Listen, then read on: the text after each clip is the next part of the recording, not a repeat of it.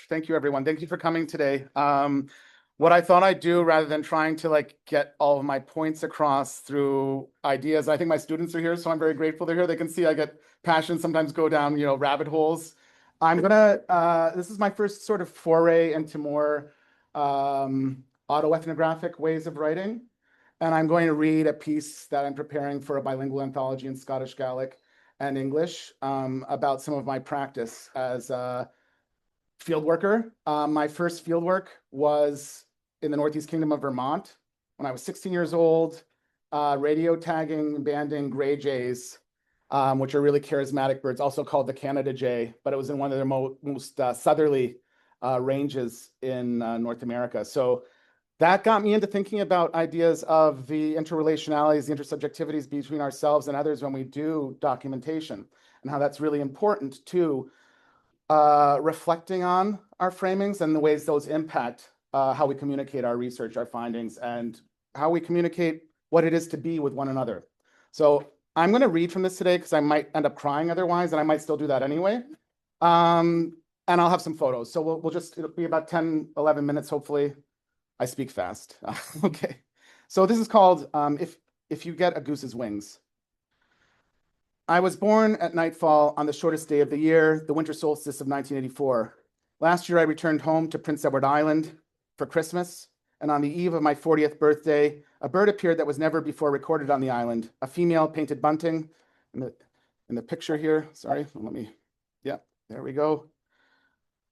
Seeking shelter among a flock of American goldfinches in the hedge of lilacs in our backyard. A few days later, we learned that a crested caracara, a bird of prey not usually found further north than northern Mexico, had arrived in our county, in the west of the island, Prince County.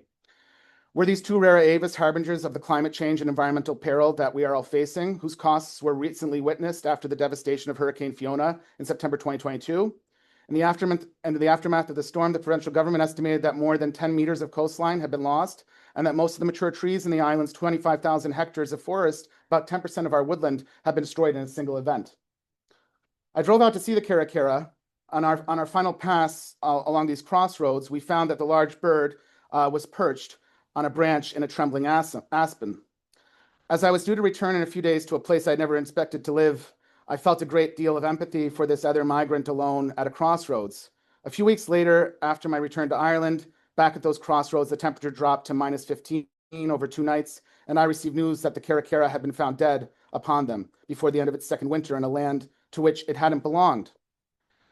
These vagrant birds, and I'm sorry, there's the caracara. These vagrant birds, displaced, out of range, out of time, open a thread I want to follow today: how encounters with avian displacement become entangled with human experiences of migration, loss, and belonging, and how seanchas, a word in Irish and Scottish Gaelic, the intersubjective communication of intergenerational knowledge, offers ways of witnessing and knowing displacement in uncertain times. On the weekend after Bridget's Day last year, so just almost a year to the day, I was walking along the mouth of the Dodder River in Dublin Docklands when I saw a caiic, a cormorant, alone on a jetty with her mouth open, as if she were crying, but not a sound coming from her. It reminded me of the expression "Seach gan chrúi na cailíocha," or the hard week of the caiic, the last stretch of harsh winter weather before it finally breaks, which was shared with me by 2 Gaelic speakers, Peter Jack McLean and Joe Peter McLean, in the rear of Christmas Island, shortly around New Year in 2009. These were some of the last tradition bearers of knowledge of these weather lore, who 4 years later departed within hours of each other on the eve of the old New Year in 2013, and their language and knowledge lost. I did not know, standing at the mouth of the Dodder that February afternoon, sorry, there we go. I'm a little bit behind on here. I'll get better the more I perform this, that February afternoon, that I was about to learn the lesson again. A day or two later, I received news that my mother was admitted to hospital with heart failure, and I returned across the Atlantic. She started to improve. The doctors talked about discharging her. I went back to work here in Dublin, but she caught pneumonia, and I FaceTimed her shortly after her 70th birthday from my office, just before she was put on a ventilator. I did not know then that this would be the last time we would speak, or that our eyes would meet. A line came to me from a flighting between 2 poets in Cape Breton, Scottish Gaelic poets, Ferach and Machgi and Ruai, and a bard and a Benavart, a woman poet, Ben Alwester Guolich, when Ben al-Shaguli wanted to escape her place in Cape Breton and get back to her kin group in Prince Edward Island, Eleanor. And Ferracher had mocked her, saying, were you to get goose's wings, you go to visit Prince Edward Island. And she said, were I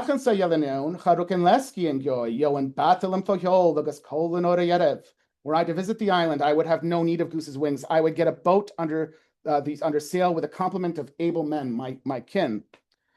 She needed no wings. She had her kin, their sailing vessels, the men of the glen. But I, waiting through the night for a flight that would not leave until morning, felt the full weight of what she refused, the longing to shed my human form, to cross the ocean in an instant, unhindered and free. I took the Dart to Dunleary that afternoon and walked to the East Harbour Wall. A quatrain from another song came to me in Irish, composed by Sean MacAmbroche of Archachuan in the Antrim Glens of the northeast of this island, after he had immigrated to just across the way to the peninsula of Kintyre in Argyll, Scotland.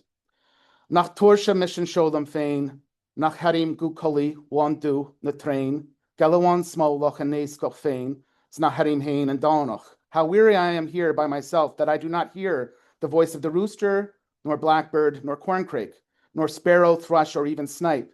I don't even know it's Sunday. MacAmbroche weaves together birds, migration, and longing for home. I stood there, my eyes fixed on the sea. A flock of ruddy turnstones came to rest at my feet, the one species I had seen almost every day the previous summer walking along green shore on Bedeck Bay in Prince Edward Island. I felt the sea was but strach nahela, a swan's trail between myself and my family. I was taking pictures with when my sister phoned me to tell me my mother had been put on life support. I put down the phone and wiped the tears away and saw a lone bunavuachala, sea shepherd, the Scottish Gaelic term for a red-throated loon, blazing amidst the inky waves as the sun was setting. My grandfather, my mother's father, had taught me signs of the weather read from birds' behavior. He was born on the prairies between Saskatchewan and Manitoba. Gaelic was his mother's mother tongue. After his death, I found his mother, Marion Adair, in the 1901 Canadian census, enumerated as a Gaelic speaker at 6 years old in southwestern Ontario. Finding her there, seeing Gaelic written in the enumerator's hand, gave me something I had not known I needed, assurance that the bonds I was renewing were not self-indulgence but recovery, not presumption but return. If my mother's passing marked an ending of a direct link to her grandmother, it was not severance. What I carry forward is entangled with gifts received from each of them and others, renewed and tended through the care we offer to one another in the face of loss. Seeing the Bunavuachal and Dunleary, I thought of my grandfather, that he would say when he heard a loon in the North Country lakes that rain would soon follow. This very lore was maintained by displaced Scottish Gaels in Atlantic Canada, as the storyteller Aus Neil Vic, Joe Neil McNeil of Middle Cape and Cape Breton remembered.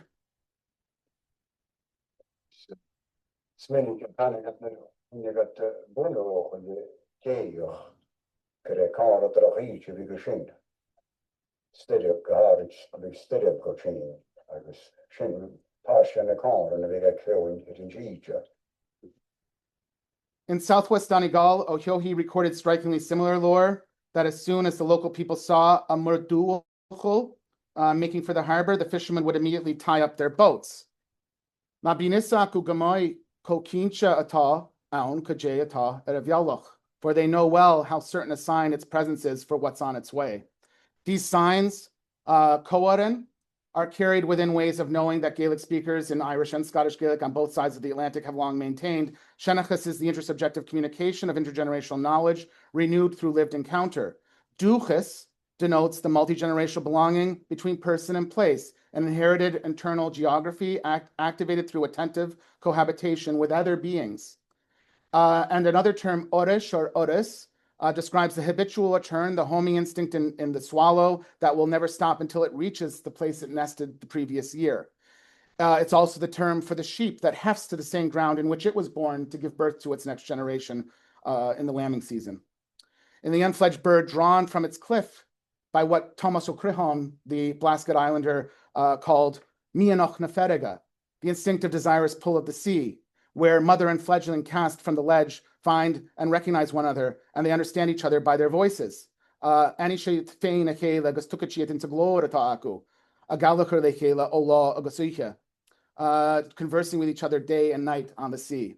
O'Crehon's intimacy with this bond between mother and fledgling at sea with no abstraction, it mirrored outward migration and loss within his own family, and the mystery of where the birds went each autumn was resolved by islanders' own displacement. Those who traveled to America and returned reported seeing them in great numbers off the Grand Banks of Taluanesh, Newfoundland, Gurabasa Hukachiyat Gachbliana, and from there they return each year.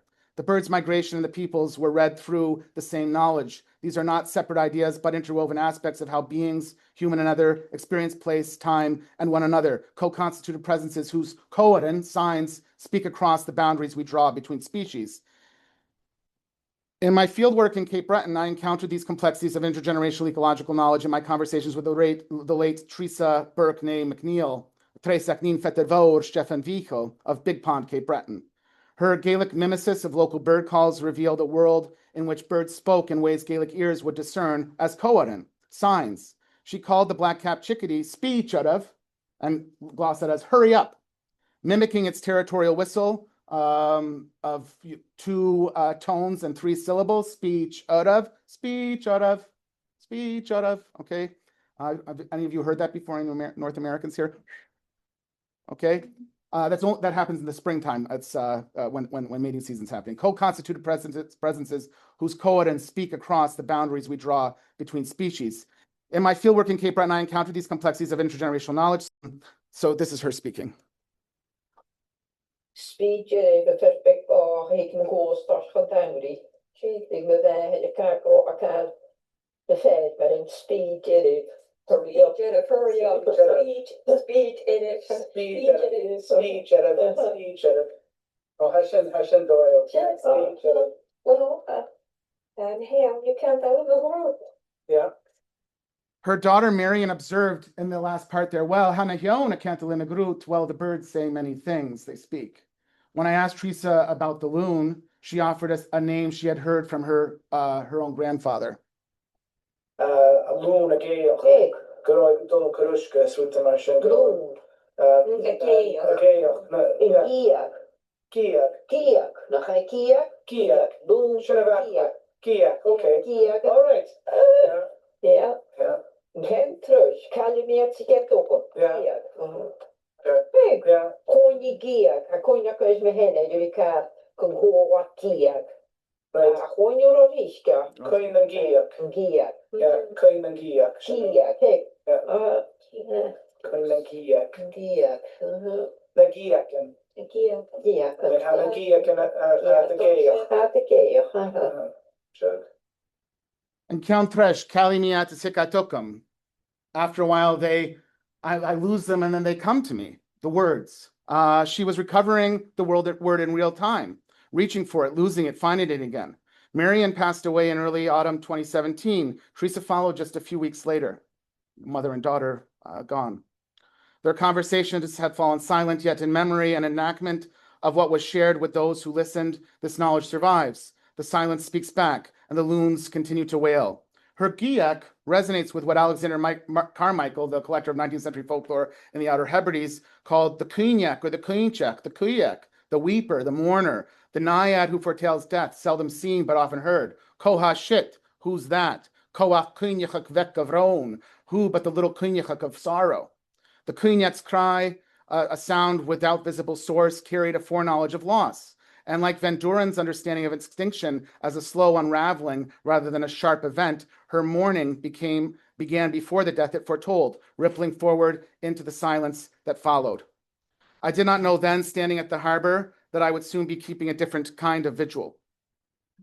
My mother died on the last day of February last year, with my sister and myself beside her in the hospital bed.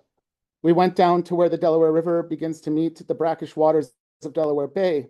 The sun was low on the horizon when I heard the song of a single red-winged blackbird.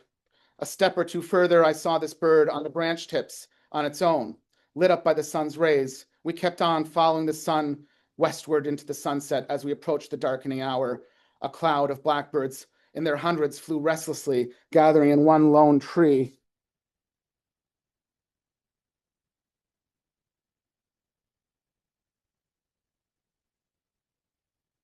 One lone tree standing in a marsh full of bulrushes between water and land, all of them singing. I stood there and let the sound hold me. It filled the air between the water and land, and I felt for a moment that I was not alone in my grief, that something was witnessing, something was answering. The painted bunting at the feeder in Prince Edward Island in the depths of the winter solstice, the cara at the crossroads, the turnstones at my feet in Dunleary, the blackbirds gathering at dusk, each offered a moment of meeting, a form of re-emplacement at times of uncertain and anxious disconnection, a presence that answered the absence not by filling it, but by witnessing it. Revisiting the lines of Ben Alistair Gooley, if you get Goose's wings, she needed no such wings. But I, waiting through that night for a flight that would not leave until morning, felt the full weight of what she had refused. The desire of the bird's return to its place within the rhythms of life is also found in each of us. We bear witness, discern, and endure in shared anticipation, desire, and hope in the face of loss. In the end, I arrived in time to hold her hand. The birds did not carry me, but they bore witness to the waiting, to the crossing, to the grief that followed. We hold what is lost upon living embers, rekindled with each breath, each encounter, each voice that calls across the water.